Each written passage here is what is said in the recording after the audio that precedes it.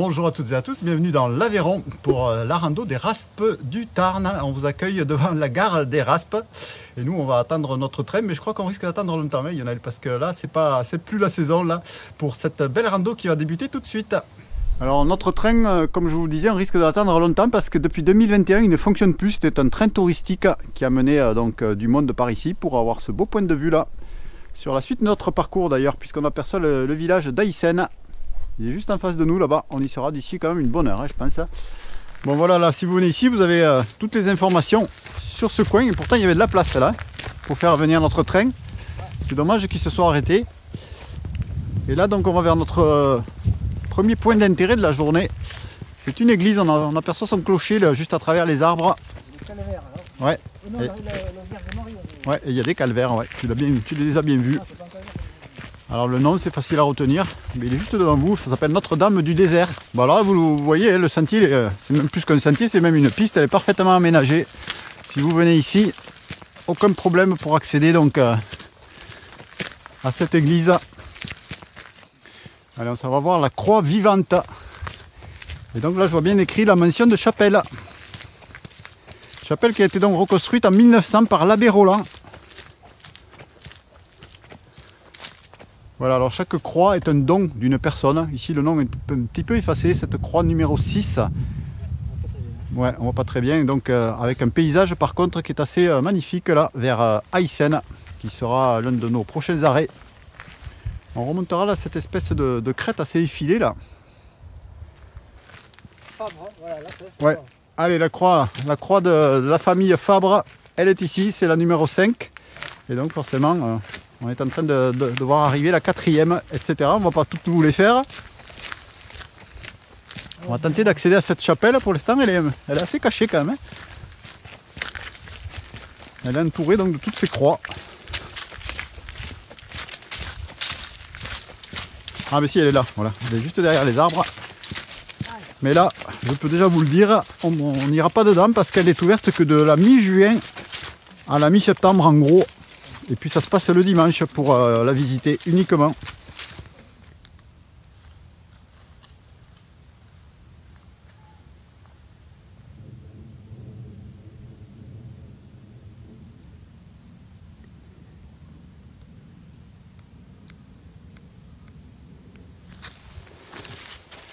Allez, on va grimper tout à fait en haut de cette colline là. Qui domine l'église et je crois qu'il y a une vierge là, ouais, au sommet il me semble apercevoir. J'espère que la vue sera belle. Elle l'a déjà été, hein. Près de l'église il y a quand même de beaux points de vue sur le Tarn. Hein.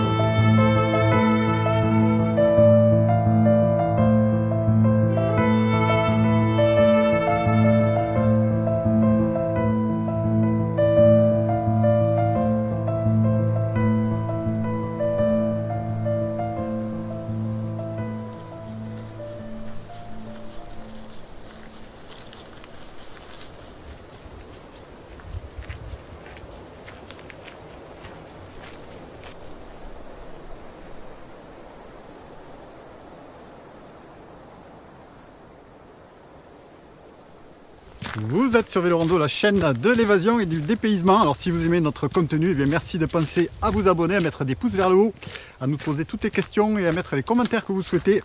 Et puis éventuellement aussi vous pouvez faire des dons sur les cagnottes Tipeee ou Litchi. Merci à vous par avance. Voilà une inscription à ne pas manquer. Elle indique l'une de nos prochaines destinations, le village d'Aïssen. On va donc redescendre à présent vers le Tarn pour aller chercher un pont suspendu. Courte descente là d'une 10-15 de minutes à peu près.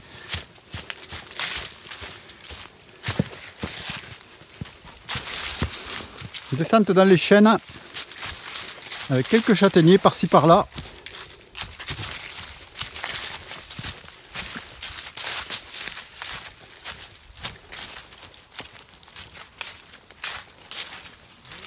Alors, vous voyez cette partie moussue là. Donc j'ai appris récemment, est-ce que c'est vrai ou pas, vous me confirmerez, mais que ces mousses ne poussent que de 4 mm par an. Ça veut donc dire que quand on les voit, elles sont très anciennes en fait. Vrai ou faux? Ben, on attend votre réponse dans les commentaires, n'hésitez pas.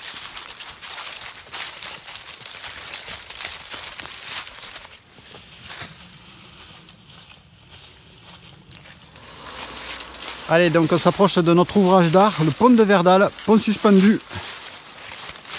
Il est en bulle, au-dessus des eaux du Tarn.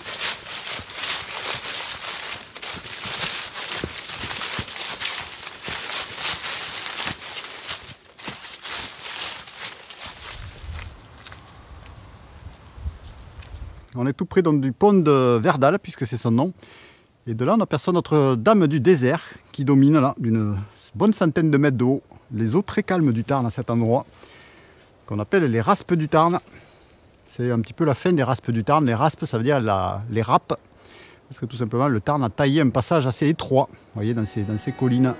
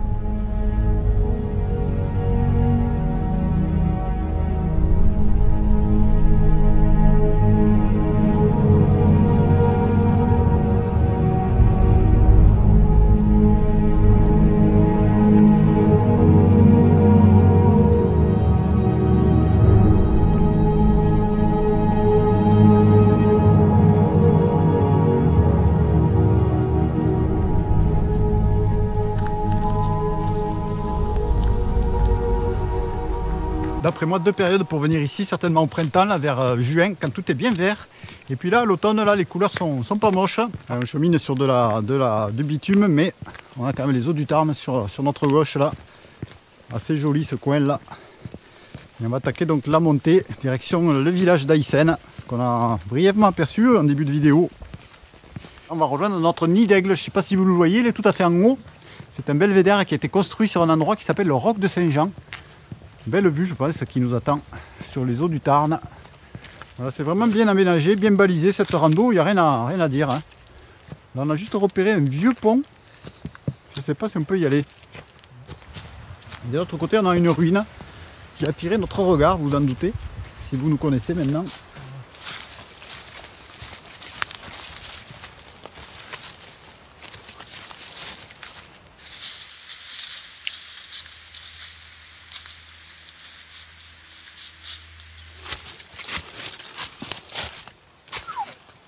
Ah ouais. Il reste des toitures là-haut. Ouais, on dirait qu'il y a au moins 2 étages quand on la voit comme ça. Là, ouais, effectivement, ici. Et l'autre, peut-être. Ouais, ça fait Il y a 2 étages là. Ouais. Étages. Ouais. Là, on est au niveau des écuries, de la partie basse. Ouais. Une maison construite sur 2 étages, on le voit clairement avec la cheminée ici là.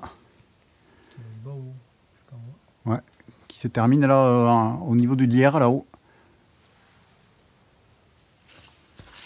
Sacrée bâtisse, pas très longue mais tout en hauteur.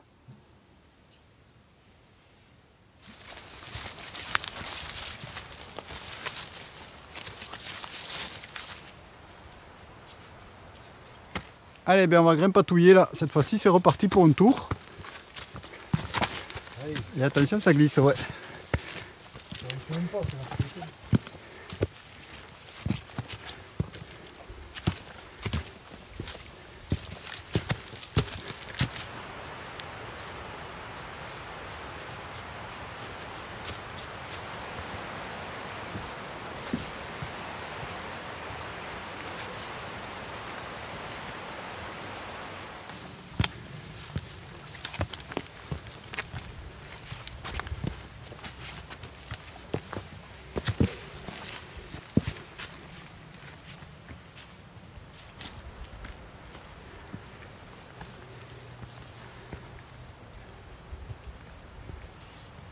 Allez, direction le belvédère, il ne doit plus être loin maintenant. On a l'approche, je pense. Sentier très bien taillé là, dans cette partie, très agréable. On y arrive à notre Roc Saint-Jean. Avec, je crois, un pressoir à vin sur la droite. Je me trompe pas là, hein. C'est bien du pressoir ça.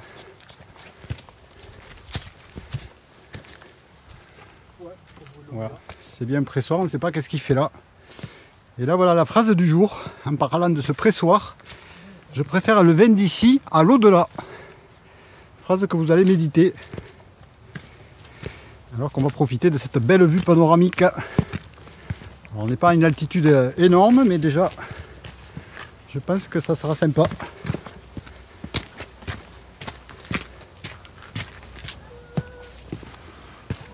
Il y a eu du travail ici, hein, pour faire tout ça.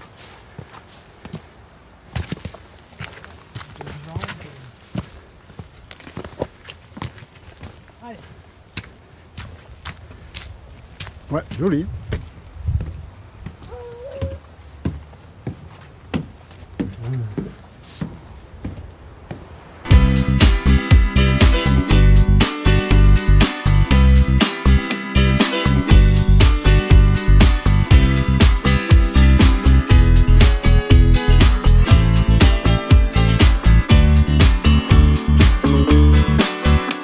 On a morning from a Bogart movie, in a country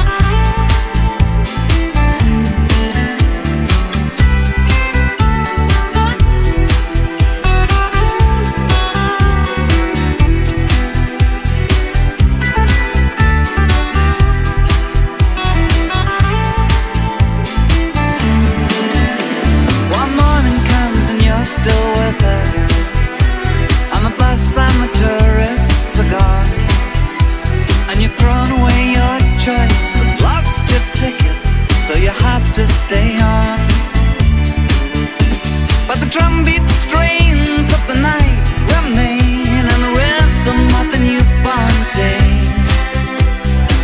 You know, sometime you're bound to leave her, but for now you're gonna stay in the year of the cat.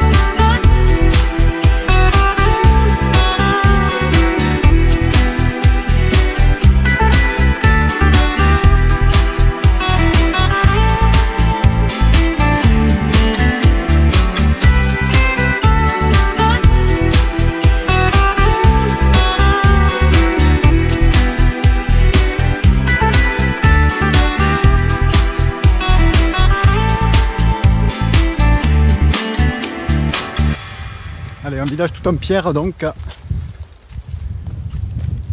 Très joli. Niché sur les flancs sud du Lévézou.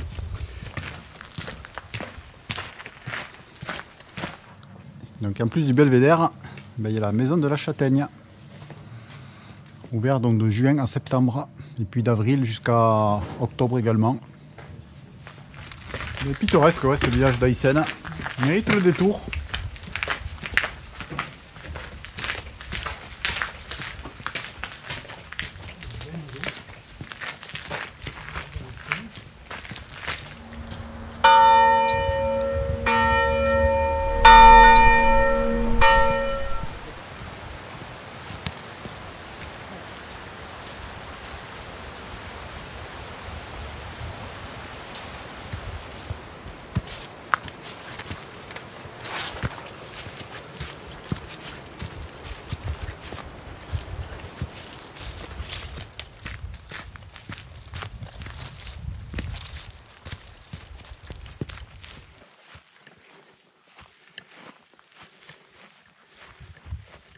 On est en train de revenir tranquillement vers notre point de départ, le village du Truel, qu'on verra tout à fait en fin de vidéo.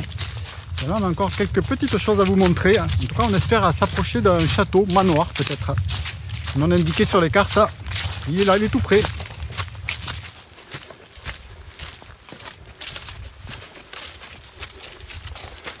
Grosse bâtisse en vue là. Ça serait notre manoir château.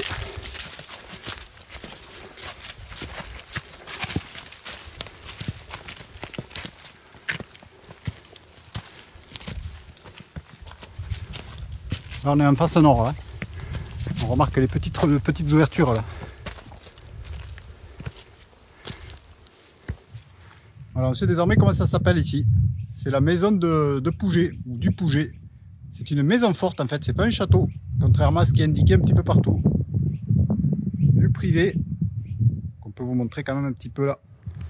Alors c'est sympa parce que les propriétaires ont mis un petit panneau indiquant l'historique de cette maison forte qui date du 14e siècle hein, quand même. Et là donc on va faire un aller-retour sur cette crête. Il y a quelques ruines là par ici, hein, j'avais vu sur la carte. Il y a peut-être un point de vue mais c'est pas sûr. On va essayer d'aller voir tout ça. Alors on en sait encore un petit peu plus sur ces ruines là, puisqu'il y avait à l'époque des vendanges qui se déroulaient ici, et les vendangeurs tout simplement venaient habiter dans ces maisons là. Les vignes ont disparu donc à la toute fin du 19e, peut-être début 20e, suite au phylloxéra.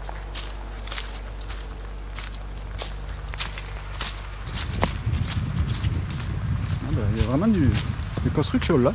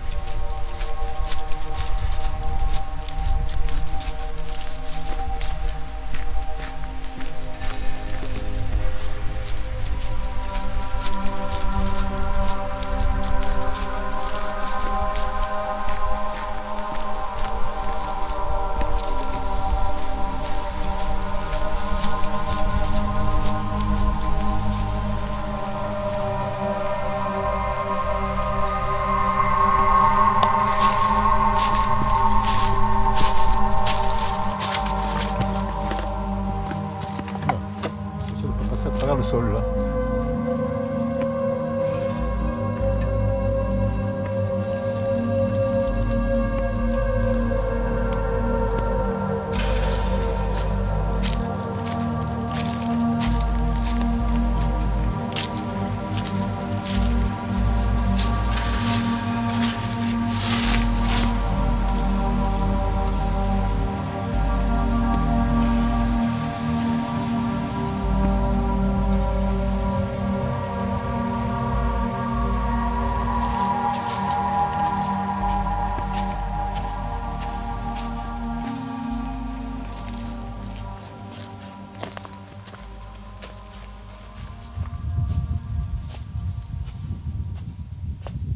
Voilà, on est sur un coteau là qui surplombe le Tarn et là je suppose que les vignes elles étaient là, ouais, construites plantées en gradin. Hein.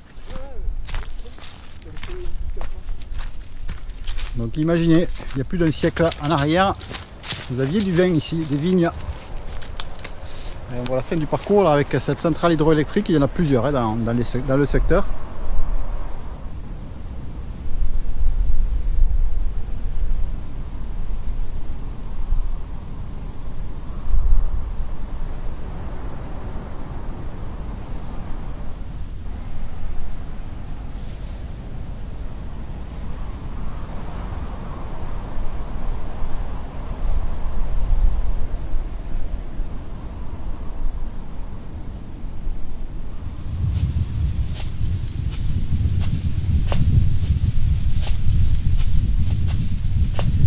Alors on arrive au-dessus de la centrale hydroélectrique, là. Il y en a plusieurs hein, dans le secteur, mais en voici une grosse sur notre gauche. Et là, la partie amusante, c'est qu'on va être forcé de passer au-dessus d'une conduite forcée. Hein. C'est ça qu'on peut dire. Hein.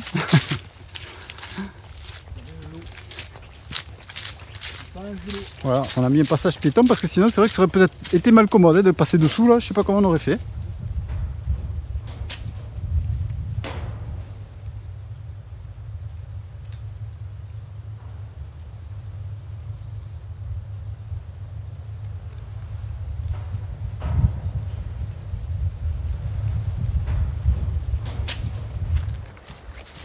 Voilà un itinéraire qui passe assez vite. Bon, il y avait 14 km, donc pas très long. On est déjà presque en train de revenir à notre point de départ donc, du Truel.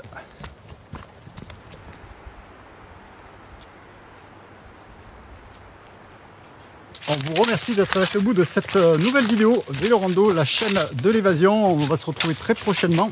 D'ici là, pensez à nous laisser des commentaires, à vous abonner, à mettre des pouces vers le haut. Et puis n'oubliez pas nos deux cagnottes Tipeee et Litchi. Salut, ciao. Bon, on va se quitter avec ces dernières vues. Comme d'habitude, on en rajoute un tout petit peu, puisqu'on n'était pas tout à fait au Truel. C'est 350 habitants. Village assez touristique, notamment en été. Hein. Là, on est un peu hors saison quand même.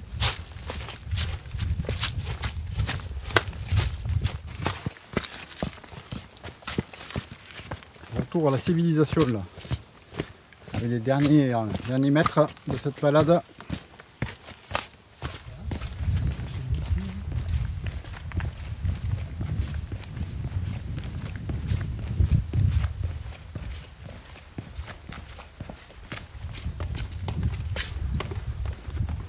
Bienvenue au Truel.